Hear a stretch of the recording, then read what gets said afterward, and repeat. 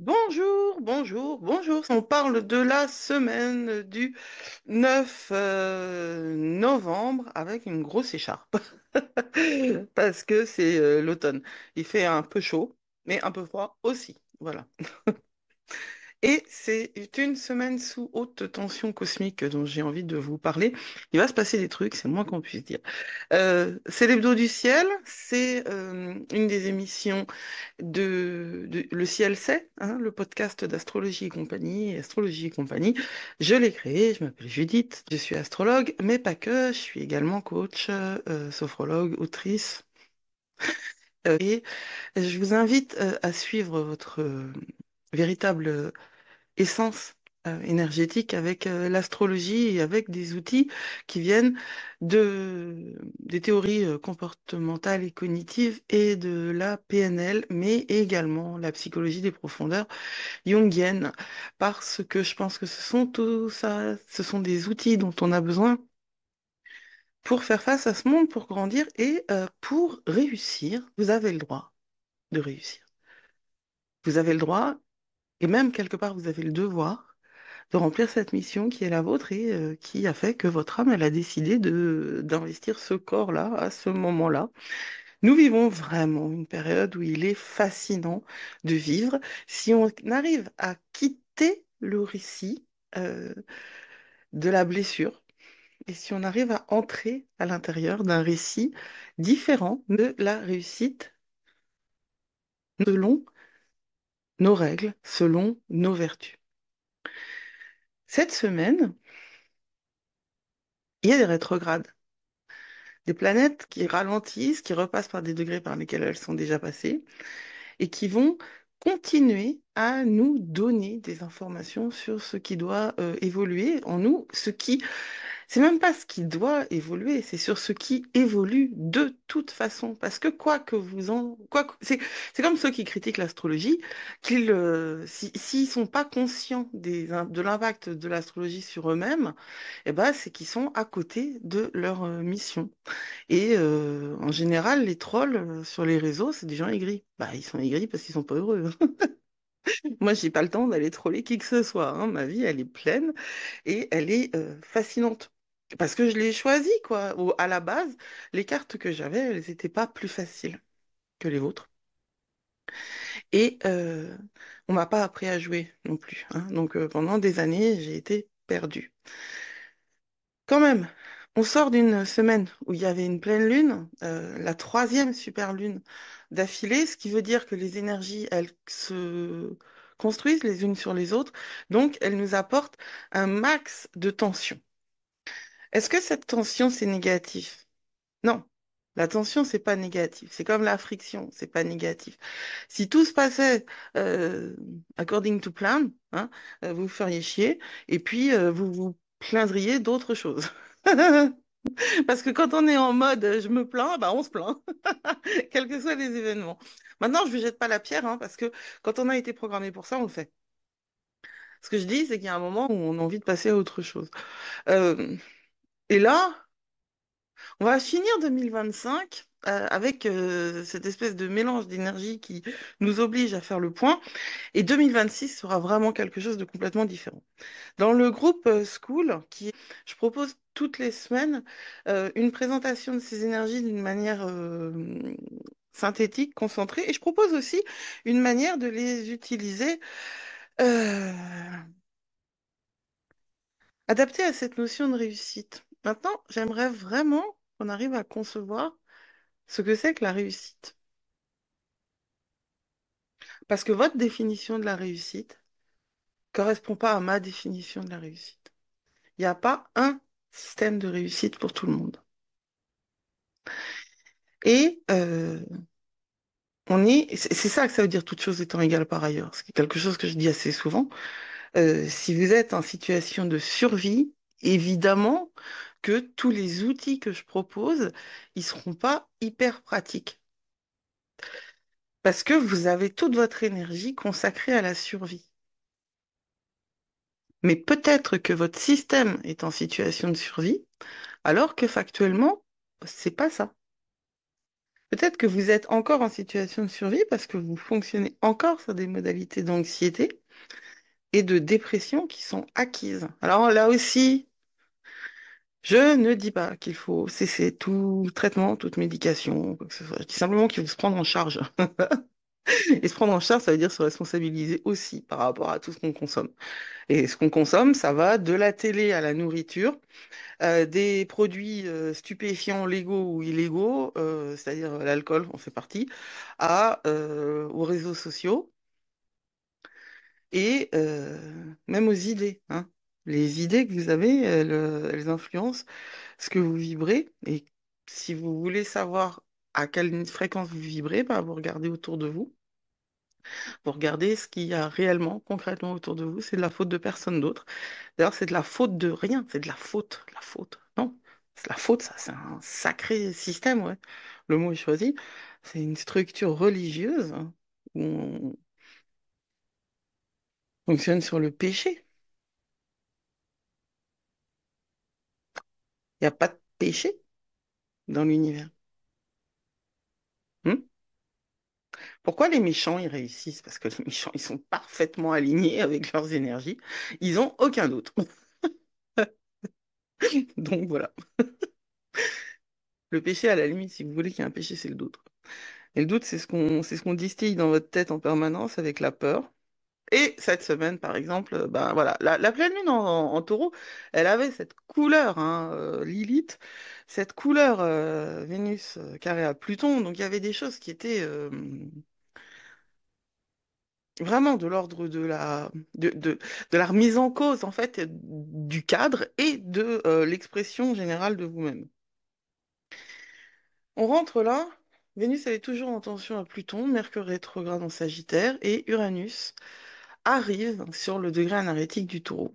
La semaine dernière, enfin début de semaine, il est encore au degré vernal du Gémeaux, mais il arrive sur le degré énergétique du taureau. Et Jupiter. Jupiter rétrograde en Cancer au milieu de la semaine. Alors oui, c'est un mélange rare, à la fois vibrant et profond. Et il va nous pousser à reconsidérer nos désirs, nos croyances et la manière dont nous communiquons avec les autres, mais surtout avec nous-mêmes. D'où l'introduction. C'est entre vous et vous que ça se passe.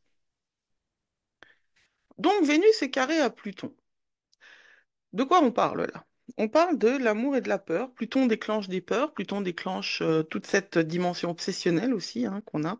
Mais l'obsession, elle est rarement nourrie par l'amour et l'immanence, hein. L'obsession, elle est nourrie par la peur de perdre, la peur d'être écrasé, le désir de dominer, parce que le désir de dominer, en- il est sous-jacent à la peur d'être écrasé aussi. Et ça,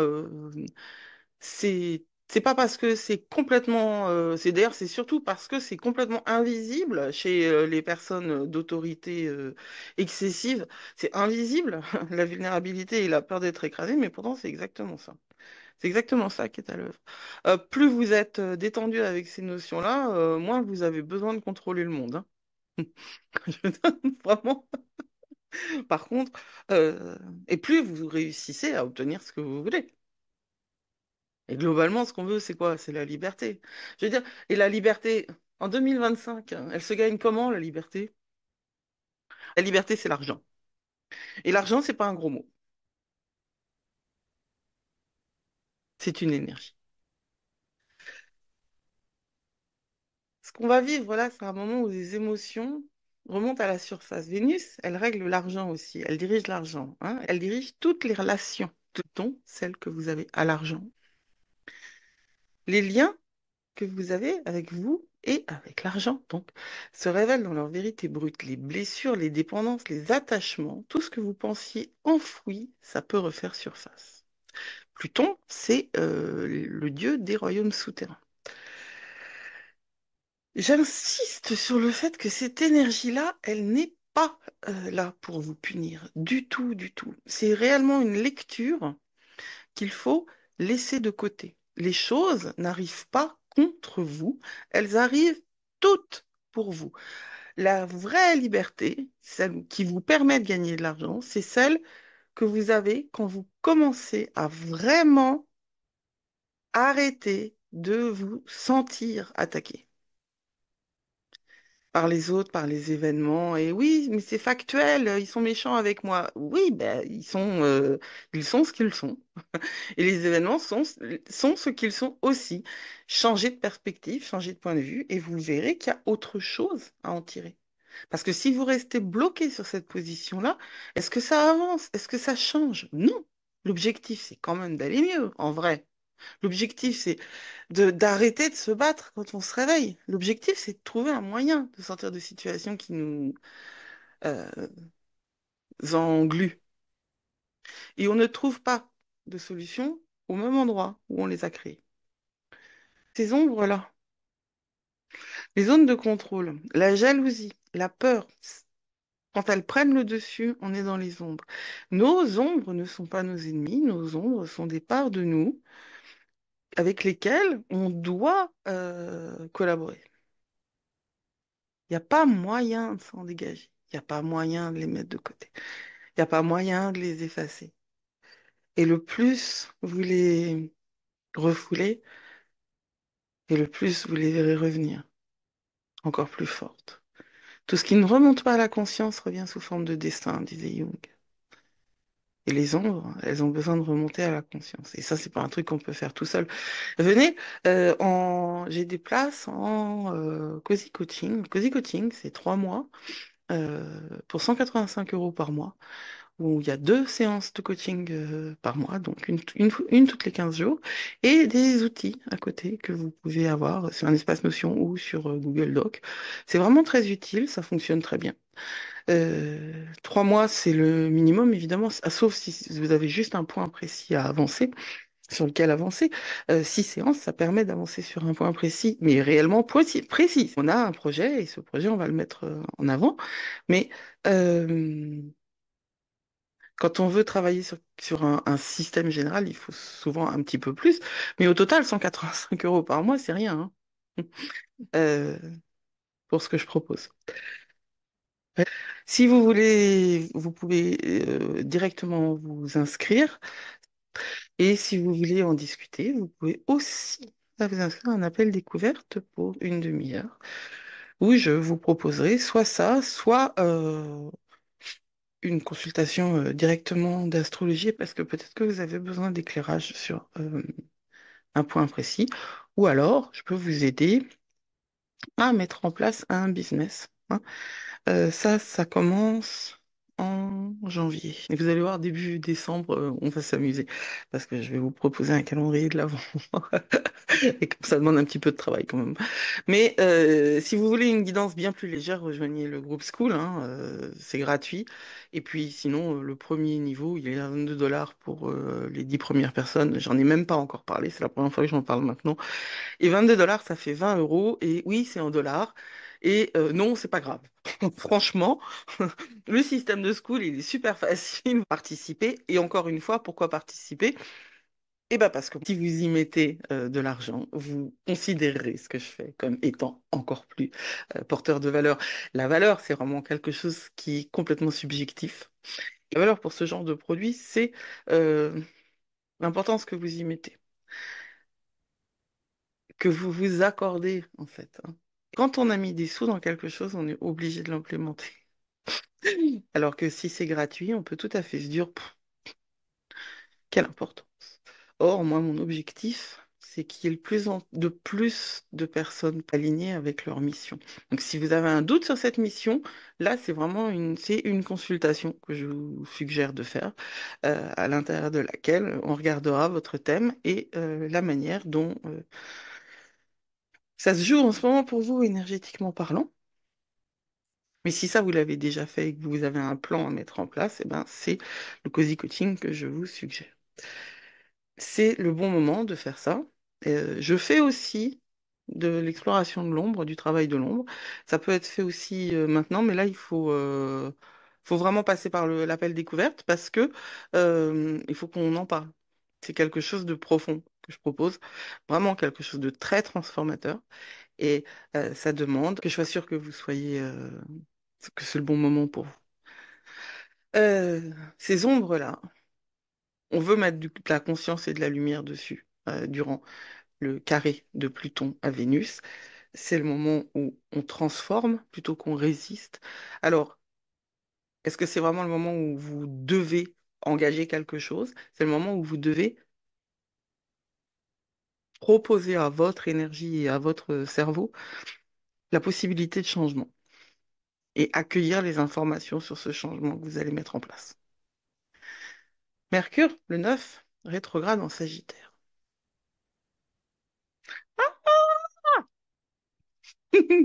Jusqu'au 18 novembre. Alors évidemment, communication, projet, apprentissage, échange, tout ça va être sous le signe du réexamen. En Sagittaire, Mercure remet en question nos croyances, nos vérités personnelles, nos grandes idées. C'est pour ça qu'il a beaucoup parlé de coaching avant, parce que c'est vraiment le moment pour qui veut euh, être accompagné durant cette remise en question qui de toute façon aura lieu. Après, lorsqu'il glissera en Scorpion, on vous demandera d'aller plus loin, d'affronter ce que l'on cache, ce que l'on tait, ce qui nous effraie. Et là aussi, je serai avec vous, si vous le souhaitez, parce que ça peut vraiment changer votre vie que de ne pas être seul face à ce genre d'événement. C'est un moment absolument parfait quand même pour regarder vos écrits, vos projets et faire le point. Hein. C'est Mercure, hein. Donc Mercure, c'est quand même tout ce qui est de la communication, de la réalisation, tout ce qui concerne notre monde intellectuel et une communauté proche. À l'inverse, Uranus qui va être sur une communauté qui s'étend à l'ensemble des êtres énergétiques, Mercure correspond à la dimension de la famille proche, des voisins. Hein. Alors on peut prendre ça sur la dimension symbolique aussi, hein, c'est la communauté proche. Donc, il faudra vous reconnecter aussi avec ce qui vous anime profondément, parce que le Sagittaire, il est dirigé par Jupiter. Donc, on est vraiment dans quelque chose de très profond, très important, très grossi aussi par cette dimension-là, d'autant que Jupiter va rétrograder en Cancer. Donc, la dimension affective, la dimension retour aux empreintes qui nous ont définis quand on était plus jeune, elle est très, très forte. Depuis le 7 novembre, Uranus recule, il rétrograde, et il est arrivé, comme je le disais en début, au degré énergétique du taureau. Le taureau qui a donc été éminemment bouleversé par cette grande pleine lune de la semaine dernière. Euh, Uranus en taureau, on l'a bien vécu, hein. On l'a bien senti quand même. C'est le retour de l'électrochoc. Ce qui n'est plus aligné tremble, craque ou se révèle obsolète. On peut se sentir frustré, il y a des blocages qui vont se rajouter au blocage de Mercure rétrograde. Ça, il y a des chances pour que ce que vous viviez puisse déclencher de la frustration en vous. Uranus en taureau, en rétrogradation, va nous rappeler que ce que nous avons mal pris, mais dans 100% des cas, ce que vous avez mal pris, c'est parce que c'est selon votre interprétation. Ça fait mal d'entendre ça. Et de le réaliser, ça fait mal. Parce qu'on relit sa vie et on se dit qu'on est passé à côté d'un tas d'opportunités, tout simplement parce qu'on n'a pas su ni lire, ni comprendre. Et parce qu'on est parti de l'idée que l'autre avait en tête. On a projeté quelque chose. Et quand on réalise ça, on est un peu désemparé, mais au total, c'est extrêmement libérateur.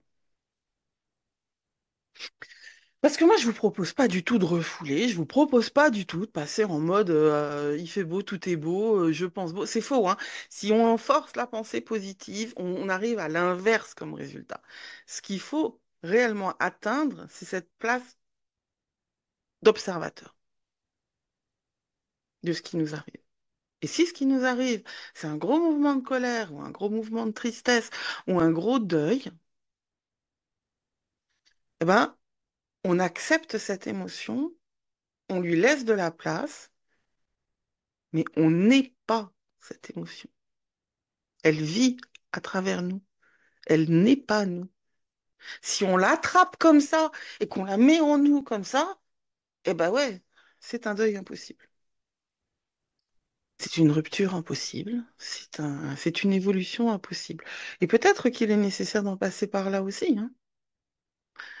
C'est certain qu'il y a pas une règle. Moi, j'en suis certaine, hein. Je suis vraiment intimement persuadée que ça, de ça. Il n'y a pas une règle. On est chacun là où on peut et on fait chacun du mieux qu'on peut avec ce qu'on a sur le moment. Moi, je le vois parmi mes clientes qui encaissent et sont encore en situation d'encaisser jusqu'au moment où ça se libère. Et d'un seul coup, cette position d'observateur, elle arrive. Et d'un seul coup, à partir du moment où on sort de ce marasme émotionnel et donc on arrive à poser des actions. Parce que tout simplement, on les voit, alors que les mêmes actions étaient possibles un mois plus tôt, mais on ne pouvait pas les voir. Uranus nous oblige à être honnête avec nous-mêmes, même si cette vérité vous dérange. J'ai un outil là qui s'appelle le premier pas, un premier pas vers soi. Oh. Ça a l'air bêta comme ça, mais enfin c'est vraiment très très utile de se poser à chaque fois qu'il y a une réaction ou un événement, de se poser, quoi. Ça m'a... Genre, mon ado, il m'a gonflé hier, mais vraiment, hein. Un de mes ados. Et sur le moment, j'ai senti en moi, puis bon, comme je suis quand même très aguerrie à ce que je propose, hein, heureusement, j'ai, ça n'a pas duré, ça s'est monté, mais c'est pas monté jusqu'à ma bouche, hein, maintenant je me tais. Et quand c'est redescendu, j'ai pris le temps de me dire qu'est-ce qui m'a déclenché là. Et quand j'ai compris ce qui m'avait déclenché dans son attitude, j'ai compris que c'était pas de lui dont il était question. C'était pas de lui. Lui avait juste été comme un domino. Il avait déclenché un truc qui avait été construit en amont par une autre situation. Et que cette réaction que j'avais eue face à son attitude, c'était en fait une réaction que j'avais besoin de traiter. Parce que là, il y avait une information quant à ma manière de me positionner dans une autre affaire. Il y a plein de trucs qu'on ne peut pas contrôler dans sa vie, hein, vraiment. Je ne vous dis pas du tout, vous pouvez tout contrôler. Mais si déjà on commence à se contrôler un petit peu plus soi, hein, parce qu'on a un petit peu plus le mode d'emploi, eh ben, la vie, elle est quand même vachement plus cool. Le 11 novembre, et le 11 novembre en plus, 11-11, Jupiter commence sa rétrogradation en Cancer. Ça, c'est fascinant, hein, ça, c'est une énergie qui va être super intéressante. Ne considérez pas que la croissance ralentit. Elle ne ralentit pas, elle se déplace. Déjà, Jupiter en cancer, de toute façon, ça touche tous les domaines qui correspondent au cancer, c'est-à-dire la famille, la communauté, les émotions. Là, en rétrogradation, ça va être intérieur. C'est un moment à regarder vers soi. Qu'est-ce qu'on définit comme abondance? Qu'est-ce qu'on définit comme succès? C'est ce que je disais au début. Redéfinissez votre succès. Et encore une fois, c'est pas quelque chose de facile. Si vous faites ça tout seul, avec des vidéos prises ici ou là, sur YouTube ou pire, TikTok, des 1 minute ici ou là, il n'y a pas de suivi. Votre cerveau, ce dont il a besoin, c'est d'un suivi. Il a besoin d'une régularité, il a besoin d'une implémentation. Il a besoin aussi que toutes les syllabes soient dites, d'une implémentation régulière pour faire d'une pensée une habitude et d'une habitude une réalité. Faire d'une pensée une habitude et d'une habitude une réalité. Votre réalité quotidienne, elle est construite de vos habitudes. Et vos habitudes, elles ont toutes commencé dans votre tête. Cette période-là, avec Jupiter en cancer rétrograde, elle va vous interroger sur la manière dont vous soutenez les autres. À quel prix vous soutenez les autres? Elle va vous interroger sur votre rapport au don, sur votre rapport à la famille, sur votre rapport à la générosité, aux responsabilités en général et aux responsabilités en particulier que vous ne savez pas porter. Et quand je dis que ça nous interroge, ça ne veut pas dire qu'il faut tout remettre en cause, ça ne veut pas dire qu'on va jeter bébé avec l'eau du bain, hein. Peut-être qu'on est très bien, mais c'est juste que ça va éclairer cette zone-là. Et ça l'éclairera encore plus dans la maison qui sera euh, impactée par ce transit. Si vous voulez savoir quelle maison est impactée par le transit, eh ben, rejoignez le groupe School, on en parle. Le message de Jupiter pendant cette rétrogradation, c'est la vraie abondance. Elle naît quand on cesse de se surcharger pour les autres. Parce que quand on cesse de se surcharger pour les autres, on se prend au sérieux. Et on peut se prendre au sérieux en fun, hein. Alors, la toile de fond globale, bah, c'est le grand virage de l'année quand même, hein, parce que Saturne poursuit sa rétrogradation en Poisson et Pluton consolide sa présence en Verseau. On est collectivement à un tournant, toujours, c'est un tournant qui dure, mais c'est un tournant qu'il faut que nous passions, que nous vivions, par lequel il faut que nous passions. L'ancien monde résiste, vous le voyez, le nouveau s'installe, mais il est dans ses prémices et c'est pas solide. L'intelligence artificielle, les nouvelles structures sociales, les bouleversements économiques, tout cela reflète un même message pour moi qui est fondamental. L'humain doit retrouver son centre. Et pour que l'humain, en général, puisse retrouver son centre, il faut que chaque humain, et en particulier ceux qui m'écoutent, ceux qui me suivent, retrouvent le leur. C'est à ça que je sers, pour moi. Cette semaine, elle va... ah, elle n'est pas de tout repos, en vrai. Mais elle est encore une fois profondément transformatrice. Euh, j'ai envie de dire, j'ai envie de vous donner comme guidance d'accueillir le chaos comme un guide. Voilà. Le chaos, on va le vivre, on va le voir, on va le sentir. Mais encore une fois, il n'est pas là pour vous faire mal. Il est là pour vous apprendre à voir la clarté, à regarder vos relations avec honnêteté. Ça vous oblige à ralentir pour écouter ce que votre esprit essaie de vous dire. Comme je vous racontais avec mon ado, les choses qui vous déclenchent à l'extérieur, elles sont là pour vous indiquer ce que vous pouvez et faire évoluer à l'intérieur. Et puis, ouais, revoyez vos anciennes définitions de la réussite et du contrôle. Et si vous avez fait le job déjà, ne les revoyez pas. Donc, hein. Il s'agit d'être en accord avec vous-même et pas avec les définitions sociétales. Il ne s'agit pas de remettre en question tout ce que vous savez, tout ce que vous avez fait à chaque fois que quelqu'un en parle. Parce que cette notion de remise en question, elle est hyper récurrente en ce moment. Et j'ai peur que euh, si vous n'êtes pas accompagné, vous soyez en permanence dans la remise en question. Mais ça, c'est vraiment ce qu'il faut pas, hein. C'est vraiment ce qu'il faut pas. Ce qu'il faut, c'est être droit dans ses bottes, hein, solide sur ses fondations et savoir où on est. Parce que si on ne sait pas où on est, précisément, on ne sait pas où on veut aller. Et si on ne sait pas où on veut aller, ben, on n'y va pas. Alors, savoir où on veut aller, c'est fondamental. Et pourquoi? Et si vous savez où vous voulez aller et pourquoi, vous y arriverez. Surtout si vous le faites avec moi. Alors, faire de la clarté dans le chaos, revenir ce qui a du sens, réécrire votre vérité intérieure. Je vous le souhaite. Et n'oubliez pas, vous êtes plus fort que vous croyez. Blessed be.